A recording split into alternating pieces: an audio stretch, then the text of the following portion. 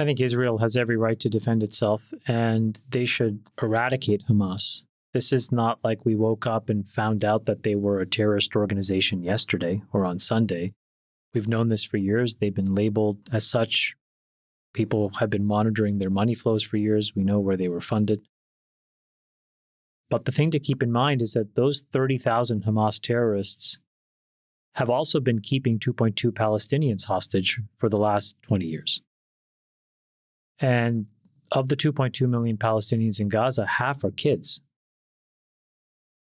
And so David's right. The thing to keep in mind is, as barbaric as what happened to the Israelis were, Israel, in its actions, could cause tremendous civilian casualties, which will just further inflame the ability to find a long-term peace in the Middle East.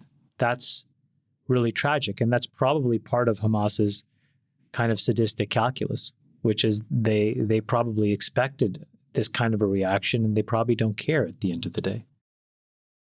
So it's important to separate Palestinians from Hamas, but I understand and I know where Israel's coming from because we faced the same reaction after 9/11.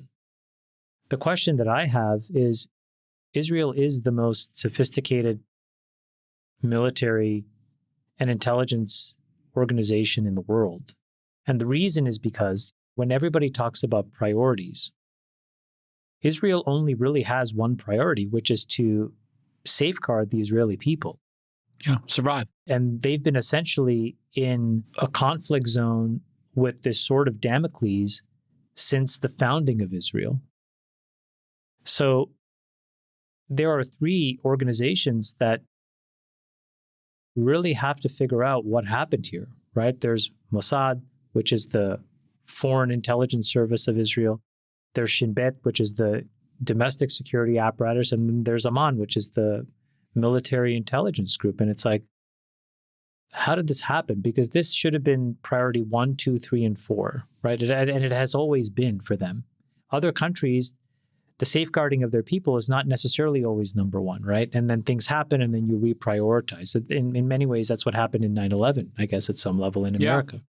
I mean, we had all the signal before that. And when we did the 9/11 commission and we found out they were going to flight school here, and it was pretty clear that it was an intelligence failure for America. Yeah. Those are the two big thoughts that I have, which is there's just going to be so many civilian casualties. What will that do to actually...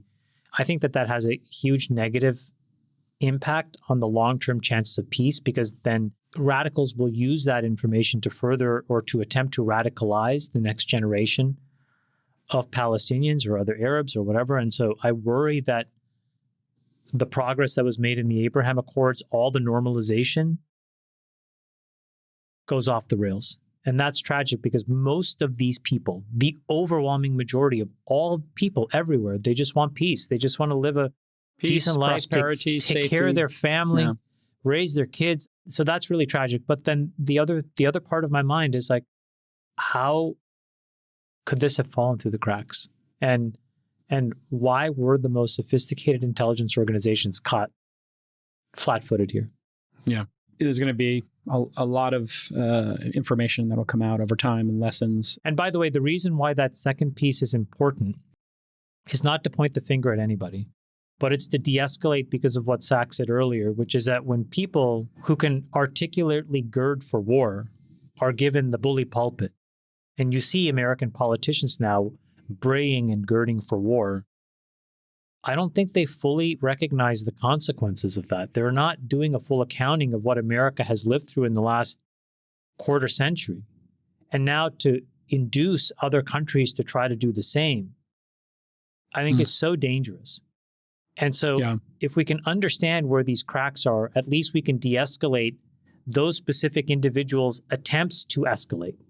And if we don't do that, we're going to find ourselves in a really complicated war. And I don't think anybody wants that. Nobody wins.